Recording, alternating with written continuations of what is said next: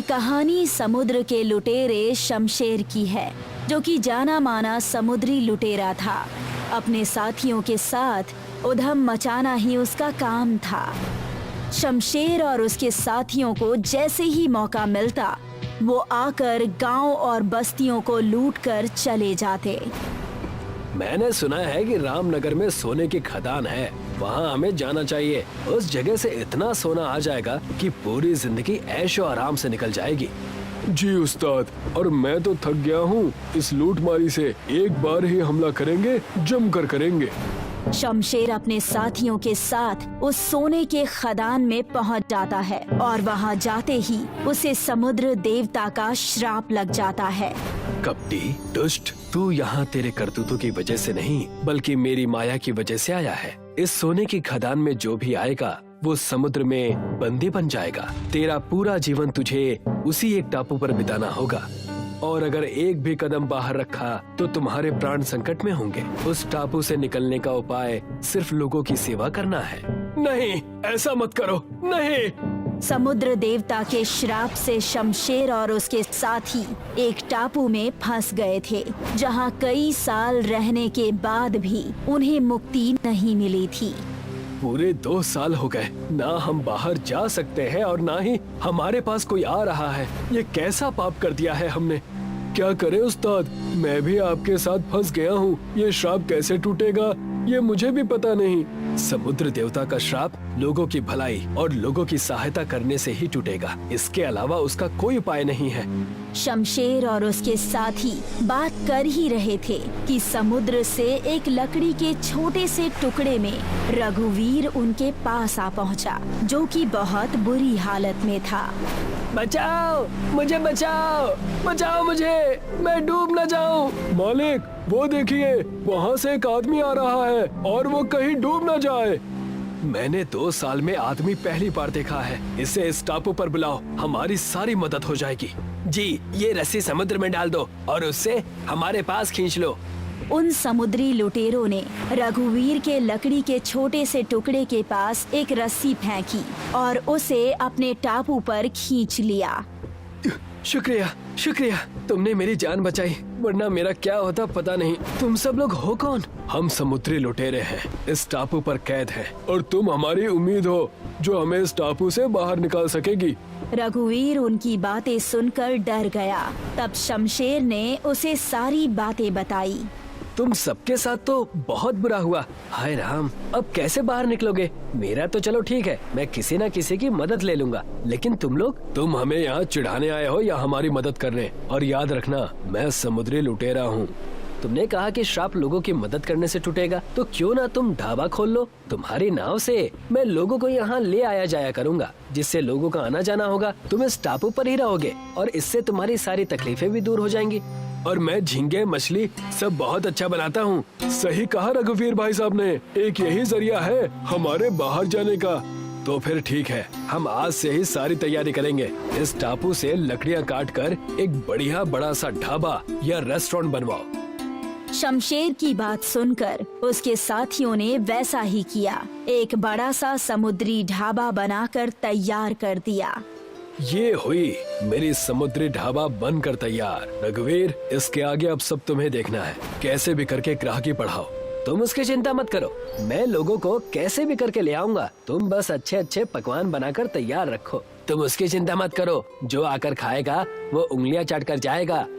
शमशेर और उसके साथी मिलकर ढाबे के लिए खाना बनाना शुरू कर देते हैं। सब मिलकर मछलियाँ, झींगे और कई सारे पकवान बनाकर तैयार कर देते हैं और रघुवीर के इंतजार में बैठ जाते हैं। दूसरी तरफ रघुवीर लोगों को समुद्री ढाबे में आने का आमंत्रण देता है। आओ आओ, समुद्री ढाबे में आओ, अच्छे अच्छे पकवान खा कर जाओ, शहर की भाग दौड़ से बच जाओ। आओ आओ आओ, परिवार के साथ आओगे तो डबल ले जाओ, अपने बच्चों को खिलाओ। समुद्री ढाबा, ये क्या है भाई साहब? हम तुम्हें समुद्र के बीचों बीच ले जाकर ढाबे का खाना खिलाएंगे, ठीक पानी के बीच। ये सुनकर ही इतना अच्छा लग रहा है, मैं सबको आपके ढाबे पर लेकर चलूंगी। समुद्री ढाबा, मैं भी आपके साथ चलूंगा। जल्दी करो, सब लोग समुद्र के किनारे वाली नाव पर चढ़ जाओ। तुम सभी को मैं समुद्री ढाबे पर लेकर चलूंगा। रघुवीर सबको नाव में बिठाकर समुद्र के ढाबे में लेकर जाता है। वहाँ जाकर देखता है कि शमशेर और उसके साथियों ने अच्छे अच्छे पकवान बनाकर तैयार कर दिए हैं। शमशेर उन सभी ग्राहकों को देखकर बहुत खुश हो जाता है। वाह रघुवीर भाई, तुमने तो कमाल कर दिया। अगर इन सबका पेट और मन अच्छे से भर जाएगा तो हम यहाँ से आजाद हो जाएंगे और हम दोबारा लुटेरा नहीं बनेंगे, सिर्फ ढाबा चलाकर ही अपना गुजारा करेंगे। बिल्कुल ठीक कहा। किसे चोरी करना अच्छा लगता है, वो तो हालात बुरे हो जाते हैं। चलो सबको खाना बांटो। शमशेर और उसके साथियों ने सबको खाना खिलाया। सब बड़े चाव से मछलियाँ खा रहे थे, जिसे देखकर रघुवीर और शमशेर दोनों ही बड़े खुश थे। मैं तुम्हें यहाँ से निकाल कर रहूंगा। हम ये काम करते रहेंगे। ये काम हमें तब तक करना है जब तक समुद्र देवता प्रकट न हो जाए। वो जरूर हमारी विनती सुनेंगे। रघुवीर शहर से लोगों को समुद्री ढाबे में लेकर आता है। लोग आते गए और शमशेर अपने समुद्री ढाबे से लोगों का पेट भरता गया।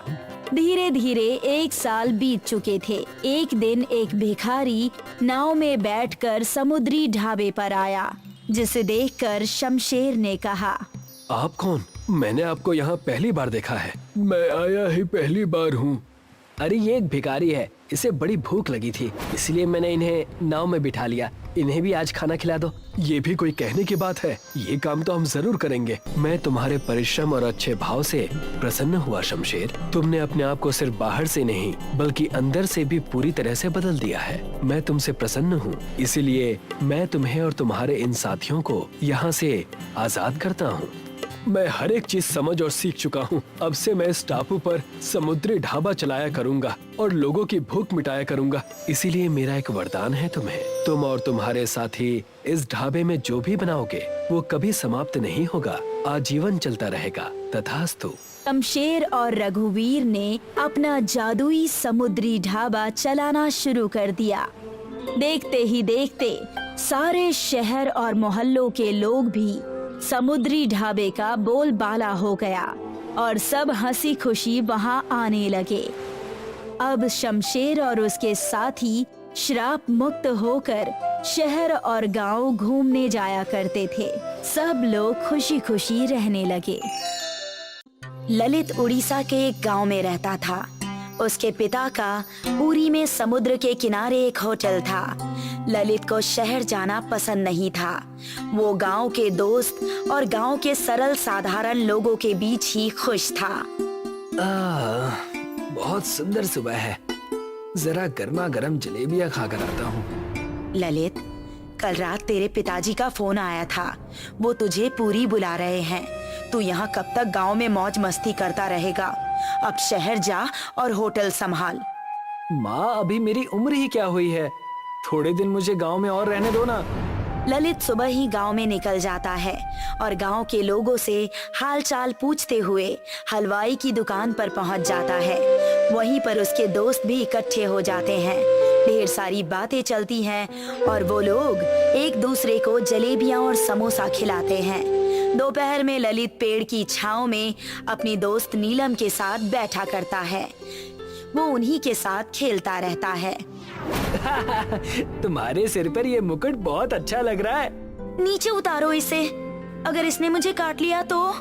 एक शाम ललित जब घर पहुंचा तो उसने देखा कि उसके पिता बिस्तर पर बीमार पड़े हुए हैं। आप कब आए पिताजी? बेटा, तेरे पिताजी की तबीयत बहुत खराब है। इतनी तबीयत खराब होते हुए भी ये यहाँ गांव में चले आए, क्योंकि ये कुछ दिन गांव में रहना चाहते हैं। अब तुझे ही शहर जाकर होटल का कारोबार संभालना होगा।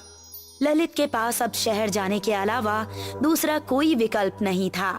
ललित अब शहर पहुंचा तो वहां उसे होटल का नौकर सुखीराम मिला। नमस्कार छोटे बाबू, आपको मैंने अपनी गोद में खिलाया है। अब तो आप बहुत बड़े हो गए हैं। ग्राउंड फ्लोर वाला कमरा आपका है। आपको बस पैसों का हिसाब किताब देखना है, बाकी सारी चीजें मैं संभाल लूंगा। एक दिन ललित समुद्र के किनारे बैठा हुआ था। उसने देखा कि उसी के उम्र के एक लड़के ने एक कछुआ पकड़ लिया है। वो लड़का कछुए के ऊपर खड़ा होकर कछुए का दम निकाल दे रहा है। ललित को कछुए पर बहुत दया आ गई। वो उस लड़के से बोला, तुम उस कछुए की जान निकालने पर क्यों तुले हुए हो? उसे वापस समुद्र में जाने दो। इसे मैंने पकड़ा है, मैं इसके साथ जो चाहूंगा वो करूंगा। तू होता कौन है मुझे रोकने वाला? कछुआ भी एक जीवित प्राणी है। अगर तुम्हारे सिर पर कोई 100 किलो का आदमी खड़ा हो जाए तो तुम्हें कैसा लगेगा? वो कछुआ मुझे दे दो। तू मुझे जानता नहीं है, मेरा नाम मोंटी है। मेरे पापा कालिया सेठ यहाँ के दादा हैं और होटल वाले उन्हें अपनी कमाई का 10% हिस्सा देते हैं। तुम्हारे पापा कालिया सेठ हो या पीलिया सेठ, मैं उन्हें अपने होटल की कमाई का 1 रुपया भी नहीं देने वाला और मैं तुमसे ये कछुआ भी छीन लूंगा। ललित ने चमन को धक्का दिया और कछुए को उठाकर समुद्र में फेंक दिया। चमन रोता हुआ अपने पापा के पास पहुंचा। पापा, ललित नाम के लड़के ने मुझे धक्का दिया और वो कहता है कि वो आपको कोई रकम नहीं देगा। चले आए हमारी बेइज्जती कराकर। अब तुम घर पर ही रहो, मैं उस छोरे को देख लूंगा। उस रात कालिया सेठ ललित के होटल पर पहुंचे। आओ कालिया बाबू, बड़े मालिक तो बीमार हैं, मैं छोटे मालिक को बुलाता हूँ। ये आदमी कौन है? ये कालिया सेठ है। आपको इन्हें 20,000 रुपए देने हैं। 20,000 नहीं, 40,000। तुमने मेरे बेटे को धक्का दिया, इसीलिए अब तुम्हें 10% नहीं 20% देना होगा। मैं तुम्हें 1% भी नहीं देने वाला। होटल हमारा, मेहनत हमारी, और तुम फ्री में मजा लूट रहे हो। यहाँ के सभी होटल मालिक मुझे पैसा देते हैं, तुम्हें भी देने होंगे। तो मैं सारे होटल मालिकों के पास जाऊंगा और उनसे कहूंगा कि तुम्हें 1 कौड़ी भी ना दी जाए। सुखीराम, समझाओ इस नए छोरे को, मुझसे पंगा ना ले, वरना परिणाम अच्छे नहीं होंगे। इससे कहो अपने पिता से बात करे। आप नाराज ना हो कालिया सेठ, मैं इन्हें समझाऊंगा। आप कुछ दिन बाद आ जाइएगा। अगली बार जब आऊं ना, तब रकम तैयार मिलनी चाहिए। ललित ने अपने घर पर फोन किया तो पता चला कि उसके पिता की मृत्यु हो गई है। ललित गांव पहुंचा। बेटे, अब इस घर में कोई नहीं रहा, तू शादी कर ले। घर में बहू रहेगी तो मुझे अकेलापन महसूस नहीं होगा। ललित ने अपनी दोस्त नीलम से शादी कर ली। मैं कुछ दिन तुम्हारे साथ शहर में रहना चाहती हूँ, फिर मैं यहाँ वापस आ जाऊंगी। ललित नीलम को लेकर शहर पहुँचा। आओ आओ ललित, शादी कर ली और हमें दावत भी नहीं दी। अब जरा 40,000 रुपए दे दो, फिर मैं भी दावत उड़ाऊं। आखिर मुझे भी तो अपने लड़के की शादी करनी है। तुम बार बार भीख मांगने क्यों चले आते हो? मेहनत से क्यों नहीं कमाते? मैंने एक बार मना कर दिया कि पैसे नहीं मिलेंगे तो नहीं मिलेंगे। अब तुम जाओ यहाँ से। तेरे पास कल सुबह तक का समय है। अगर कल सुबह तक रुपए मेरे घर नहीं पहुँचे तो कल तेरे होटल पर बुलडोजर चलेगा। ललित और नीलम पुलिस स्टेशन गए, लेकिन पुलिस स्टेशन में किसी ने उनकी एक नहीं सुनी, क्योंकि थाने का इंचार्ज कालिया से रिश्वत लेता था। हमें डीएम के ऑफिस चलना चाहिए, तभी कुछ हो सकता है। ललित और नीलम डिस्ट्रिक्ट मजिस्ट्रेट के कार्यालय में गए और उनसे बात की। अगले दिन जब कालिया ललित के होटल पर बुलडोजर लेकर पहुंचा, तो पुलिस वाले ने उसे रोक लिया। रुक जाओ कालिया, तुम ये होटल नहीं गिरा सकते। क्या हुआ इंस्पेक्टर, क्या तुम भूल गए कि हर महीने मैं तुम्हें तुम्हारा हिस्सा देता हूँ? डीएम के ऑफिस से इस होटल को सुरक्षा देने का ऑर्डर आया है। हम कुछ नहीं कर सकते। अगर तुम्हें कुछ कहना है तो डीएम से जाकर बात करो। कालिया ने जाकर डीएम को भी रिश्वत दे दी और अगले दिन अपने आदमियों के साथ आकर ललित का होटल गिरा दिया। बारिश होने लगी। उन्होंने समुद्र किनारे तंबू गाड़ लिया और निराश होकर बैठ गए। ललित और नीलम रोने लगे। तभी एक कछुआ ललित के पैर के पास आ गया। पहचाना मुझे? उस दिन तुमने मेरी जान बचाई थी। हाँ, मैंने तुम्हें पहचान लिया प्यारे दोस्त। तुम यहाँ क्यों आए हो? तुम्हें रोता हुआ देखकर मैं तुम्हारे पास आया। क्या तुम किसी मुसीबत में हो? ललित ने कछुए को सारी बात बताई। मैं कोई साधारण कछुआ नहीं हूँ। मेरा आकार कितना भी बड़ा हो सकता है। तुम एक काम करो, मैं बड़ा हो जाता हूँ और तुम मेरे ऊपर होटल बना लो। कछुआ करीब 100 वर्ग फुट का हो गया था। और ललित ने अपना बचा हुआ पैसा लगाकर उसके ऊपर एक होटल खड़ा कर दिया। कछुआ जब समुद्र में तैरता तो होटल भी उसके साथ साथ तैरता। कछुए के ऊपर होटल लोगों के आकर्षण का केंद्र बन गया और बहुत ऊंचे दामों पर होटल के कमरे किराए पर लगने लगे। कालिया ने जब ललित का होटल देखा तो उसकी आंखें फटी की फटी रह गई। ललित, तुमने नया होटल बनाया है? तुम्हें अपनी कमाई का 10% मुझे देना होगा। मेरा होटल जमीन पर है ही नहीं जो मैं तुम्हें वसूली दूं। अगर तुम मेरे होटल को गिराना चाहो तो गिरा कर देख लो। कालिया बुलडोजर लेकर होटल के करीब गया, लेकिन कछुआ होटल को लेकर समुद्र के अंदर चला गया। बुलडोजर समुद्र में फंस गया और बाहर निकल ही नहीं पाया। होटल भी गिरा नहीं, ऊपर से बुलडोजर का नुकसान हुआ वो अलग। अब मुझे कोई दूसरा इंतजाम करना पड़ेगा। कालिया ने ढेर सारे आदमियों को बुलाकर कहा, तुम उस कछुए वाले होटल के पास जाओ और धक्का देकर होटल को कछुए की पीठ पर से गिरा देना। कुछ आदमी जहाज से कछुए के पास पहुँचे और उन्होंने होटल को धक्का मारना शुरू किया, लेकिन होटल टस से मस नहीं हुआ। आखिरकार सारे आदमी हार मानकर वापस लौट गए। साहब, हमने होटल गिराने की बहुत कोशिश की, लेकिन होटल कछुए की पीठ पर बहुत अच्छी तरह से चिपका हुआ है, उसे गिराया नहीं जा सकता। कालिया ने डाइविंग सूट पहना और एक तलवार लेकर कछुए के नीचे पहुंचा, लेकिन ललित ने कछुए के पेट पर पहले से ही मोटी स्टील की चादर चढ़ा रखी थी। कालिया ने तलवार से चादर को भेदना चाहा, लेकिन उसकी तलवार टेढ़ी हो गई। ललित ने पहले ही इंतजाम कर रखा है ताकि कोई कछुए का पेट ना चीर सके, लेकिन मैं भी हार मानने वाला नहीं हूँ। कालिया लाखों रुपए खर्च करके एक रॉकेट लॉन्चर ले आया।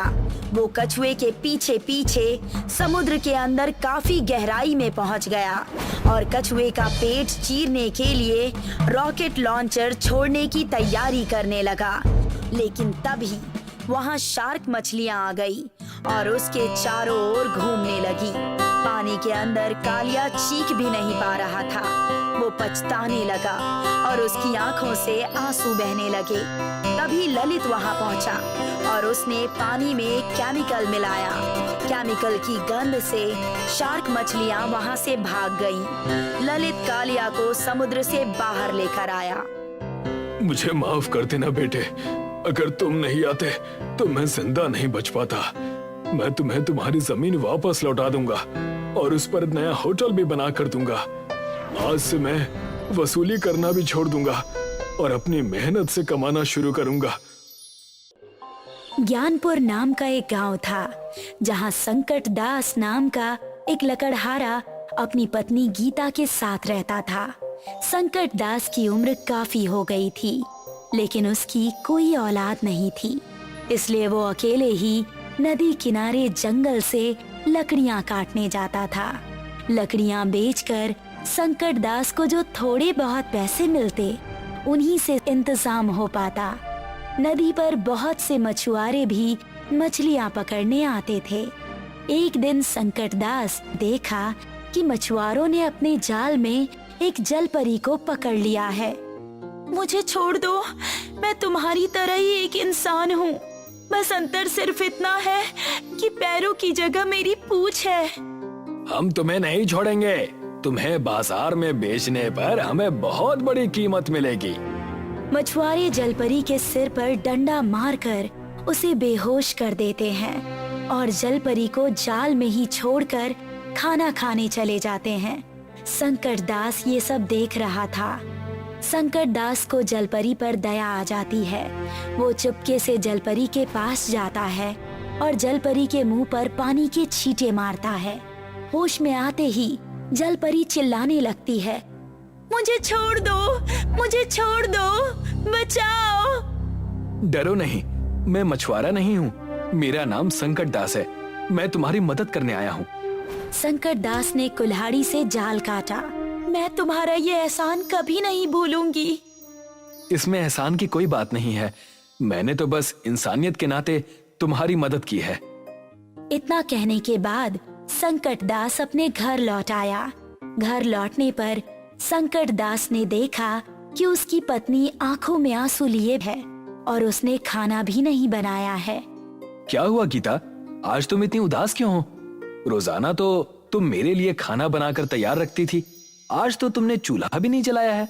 घर में अनाज का एक दाना नहीं है और आज सरपंच ने गांव में ढोल पिटवाकर घोषणा करवाई है कि आज के बाद कोई भी जंगल से लकड़ियां नहीं काटेगा। क्या सरकार ने लकड़ियां काटने पर रोक लगा दी है? हाँ, इसीलिए रो रही हूँ मैं। हमारे पास तो लकड़ियां काटकर बेचने के अलावा और आय का कोई साधन भी नहीं है। अब हमारा क्या होगा? हमारा तो कोई बेटा भी नहीं जो शहर जाकर कमाई करके ला सके। चिंता मत करो, एक दरवाजा बंद होता है तो दूसरा खुलता है। भगवान हमारी मदद जरूर करेंगे। आज लकड़ियां बेचकर 100 रुपए मिले हैं। चलो ढाबे पर चलकर खाना खा लेते हैं। मैं बहुत थक गया हूँ, बाजार जाकर अनाज लाने का मेरा मन नहीं है और फिर मुझे बहुत तेज भूख भी लग रही है। संकट दास और गीता ढाबे पर खाना खाने पहुंचे। गांव में एक ही ढाबा था जो शेरा और हाथी नाम के 2 भाई चलाया करते थे। शेरा भाई, जरा हमारे लिए 2 सादा थाली लगवा दीजिए। ठीक है, लगाता हूँ। आधे घंटे इंतजार करना पड़ेगा। आधा घंटा बीत गया लेकिन थाली नहीं आई। शेरा भाई, अभी तक हमारी थाली नहीं आई। तुम बार बार मेरा सिर क्यों खा रहे हो? देख नहीं रहे इतनी भीड़ है? लेकिन तुम्ही ने तो कहा था कि आधे घंटे बाद थाली मिल जाएगी। अब हम कभी इस ढाबे पर खाना खाने नहीं आएंगे। गीता ने घर पहुंचकर संकट दास से कहा, हमारे गांव में एक ही ढाबा है, उस पर कितनी भीड़ रहती है और खाना भी अच्छा नहीं मिलता। क्यों ना हम लोग अपना एक ढाबा खोलें? अगर हमारा ढाबा चल निकला तो हमारी अच्छी कमाई हो जाएगी। ये विचार मेरे भी मन में आया था। मैं अपने सोने के कंगन गिरवी रख दूंगी, तब तो किराए का इंतजाम आसानी से हो जाएगा ना। संकट दास और गीता ने शेरा और हाथी भाइयों के ढाबे के पास ही एक दुकान किराए पर ले ली और अपना ढाबा शुरू कर दिया। संकट दास भैया, थाली कितने की है? मात्र 50 रुपए की। आप बैठिए, मैं अभी आपके लिए खाना लगा देता हूँ। संकट दास और गीता के प्रेम भरे व्यवहार और स्वादिष्ट खाने के कारण उनके ढाबे पर धीरे धीरे लोगों की संख्या बढ़ती गई। उधर शेरा और हाथी का ढाबा खाली होता जा रहा था। कुछ ही दिनों में शेरा और हाथी भाइयों का काम धाम ठप हो गया। शेरा भाई, अगर ऐसा ही चलता रहा तो हम तो बर्बाद हो जाएंगे। मात्र 2 महीनों में हमारी कमाई आधी से भी कम हो गई है। हमें इस संकट दास को ठिकाने लगाना होगा। ना रहेगा बांस, ना बचेगी बांसुरी। मेरे पास एक योजना है। शेरा संकट दास को बचपन से जानता था। वो जानता था कि संकट दास को तैरना नहीं आता। एक रात शेरा और हाथी संकट दास के पास पहुंच गए। उन्होंने संकट दास का मुंह एक कपड़े से बांध दिया। फिर वे संकट दास को नाव पर बिठाकर नदी के बीचों बीच फेंक दिया। कुछ ही देर में संकट दास नदी में डूब गया। कुछ देर बाद संकट दास की आंख खुली तो उन्होंने खुद को पानी के अंदर पाया। वही जल परी जिसकी संकट दास ने एक बार जान बचाई थी, वो संकट दास के सामने खड़ी थी। मैं जिंदा कैसे बच गया? कुछ बदमाशों ने मेरे मुंह पर कपड़ा बांधकर मुझे नदी में फेंक दिया था। मैंने तुम्हें बचाया है। लेकिन मैं पानी के अंदर सांस कैसे ले पा रहा हूँ? क्योंकि मैंने तुम्हें एक जादुई गोली खिलाई है। जलपरी संकट दास को एक घड़ा देती है। जब भी तुम इस घड़े में हाथ डालोगे, इससे एक गोली बाहर निकलेगी। उस गोली को खाने के बाद कोई भी पानी के अंदर सांस ले सकता है। लेकिन ध्यान रहे कि इस गोली का असर केवल 12 घंटे तक ही रहता है। मैं ये घड़ा तुम्हें उपहार स्वरूप दे रही हूँ, तुम इसे ले जा सकते हो। संकट दास घड़ा लेकर अपने घर आ गया। उसने घड़े को संभाल कर रख दिया और अपने ढाबे पर काम करने चला गया। शेरा और हाथी उसे देखकर चौंक गए। भैया, ये संकट दास जिंदा बचकर वापस कैसे आ गया? लगता है इसने तैरना सीख लिया होगा। भैया, अब हम क्या करेंगे?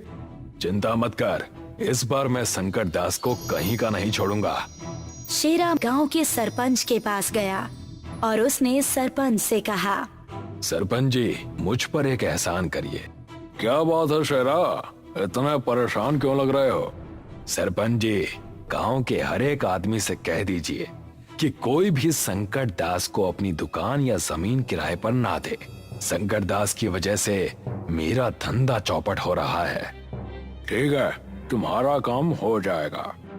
संकट दास जिस दुकान में ढाबा चला रहा था, उस दुकान के मालिक ने संकट दास से दुकान खाली करवा दी। इन्हें अचानक क्या हो गया? हम तो अच्छा खासा किराया भी दे रहे थे, फिर भी इन्होंने हमसे दुकान क्यों खाली करवा दी? कोई बात नहीं, मैं कोई दूसरी जगह किराए पर ले लूंगा। संकट दास निराश होकर नदी के किनारे गया।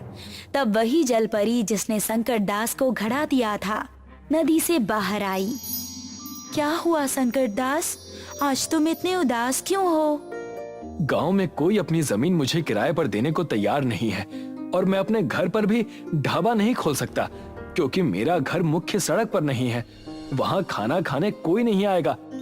संकट दास ने सारी बात जलपरी को कह सुनाई। तुम नदी के नीचे पाताल लोक में ढाबा खोल लो, उस जमीन पर किसी का अधिकार नहीं है। लेकिन पानी में आग कैसे जल पाएगी और लोग वहाँ सांस कैसे ले पाएंगे? चिंता मत करो, पाताल लोक में आग जल सकती है। हम भी तो वहीं खाना बनाते हैं। और रही बात पानी में सांस लेने की, तो याद करो मैंने तुम्हें एक घड़ा दिया था जिसमें जादुई गोलियां थी। हाँ, उस घड़े के बारे में तो मैं भूल ही गया। संकट दास ने नदी के नीचे पाताल लोक में ढाबा खोल दिया और गांव में जगह जगह बैनर लगवा दिए। गांव के लोग पाताल लोक का ढाबा देखने के लिए बहुत उत्सुक हुए। वो सभी नदी के किनारे पहुंच गए।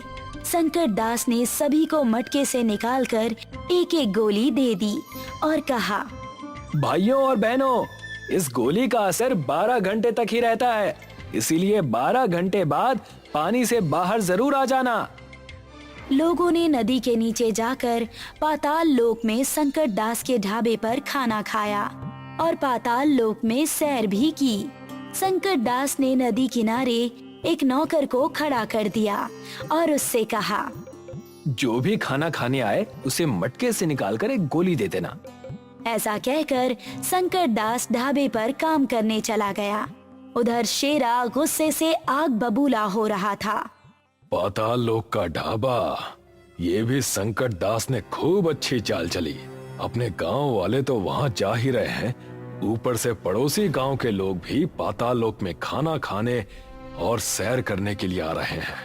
हमारे ढाबे पर तो सन्नाटा छा गया है। भैया, मैं भी संकट दास के ढाबे पर गया था। पाताल लोक की दुनिया बहुत सुंदर है, बहुत सी रंग बिरंगी मछलियां देखने को मिलती हैं वहां पर। चुप कर, अगर संकट दास का ढाबा इस गांव में रहा ना, तो हमें इस गांव से बाहर जाकर कहीं और ढाबा लगाना पड़ेगा। शेरा फिर से गांव के सरपंच के पास पहुंच गया और बोला, सरपंच जी, आप संकट दास के ढाबे को नदी के अंदर से हटवाइए, मेरा बहुत नुकसान हो रहा है। माफ करो शेरा, मैं संकट दास को और परेशान नहीं कर सकता। संकट दास के ढाबे की वजह से दूर दूर से लोग हमारे गांव में आ रहे हैं, इससे हमारे गांव का नाम हो रहा है और पर्यटकों की वजह से गांव के लोगों की आर्थिक स्थिति भी अच्छी हो रही है। इस बार मैं तुम्हारी कोई मदद नहीं कर पाऊंगा। शेरा अपने घर आकर हाथी से बोला, सरपंच जी भी हमारी कोई मदद नहीं करेंगे। अब हम क्या करेंगे भैया? शेरा और हाथी गांव छोड़कर दूसरे गांव में अपना ढाबा चलाने लगे। अब संकट दास और गीता का पाताल लोक का ढाबा चलता रहा।